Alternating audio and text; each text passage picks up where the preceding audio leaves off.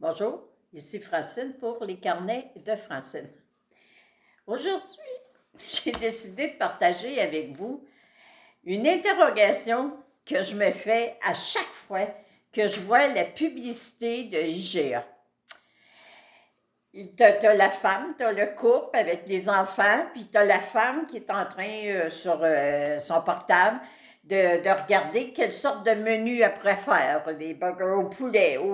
Et là, elle dit, ah, demain, ça serait des crevettes. Puis là, tu vois les enfants qui crient youpi, puis le conjoint qui crie youpi. Et là, elle dit, ouais, mais c'est congé d'enfants. Moi, ce que j'ai vraiment compris dans ce message-là, c'est que c'est des gardes partagées. Puis, il me semble que le message que ça donne, là, c'est que, je sais pas moi, être un enfant qui est en garde partagée, puis je m'en vais, mais en sachant que maman et son chum, là, ils vont se payer un snack, ils vont manger des crevettes, ils en profitent tandis qu'on n'est pas là.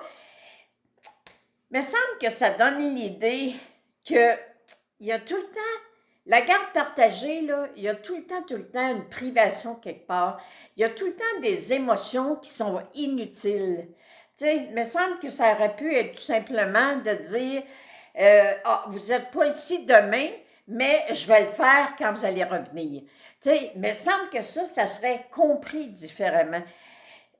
Qu'est-ce qui me fait tressaillir à chaque fois que j'entends l'annonce, je crois sincèrement, c'est que j'ai entendu parfois des choses tellement, à mes yeux, là, horribles, de personnes, de nouveaux conjoints, d'un père de famille, mettons qu'il a deux enfants, il se fait une nouvelle blonde, et là, il y a de la garde partagée, puis la nouvelle blonde, ben, veut pas, faut qu'elle partage son conjoint là, avec ses enfants.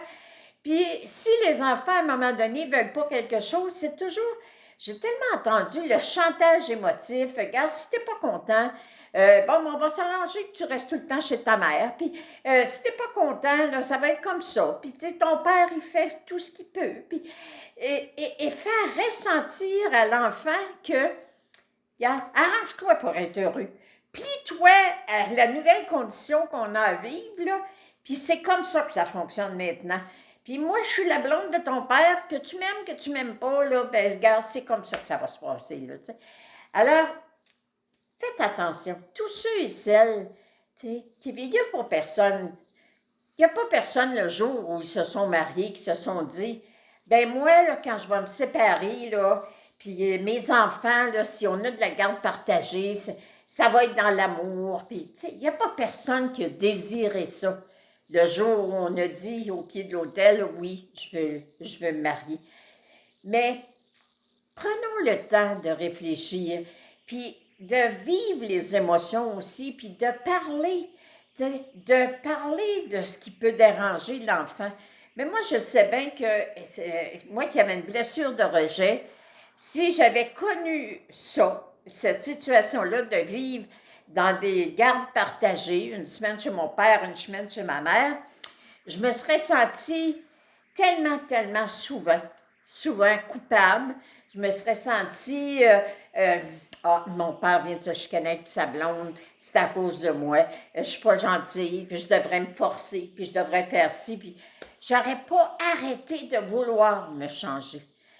Fait que, on peut-tu, s'il te plaît, vivre tout ça dans l'amour?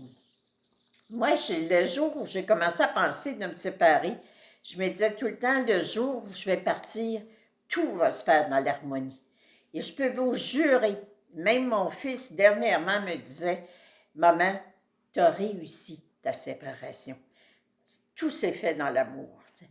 Alors, prenez le temps de penser que ces enfants-là, ils ont le droit eux aussi de manger des crevettes.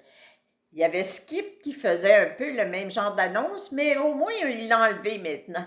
Alors, réfléchissons au message qu'on peut envoyer parfois aux enfants dans les gardes partagées.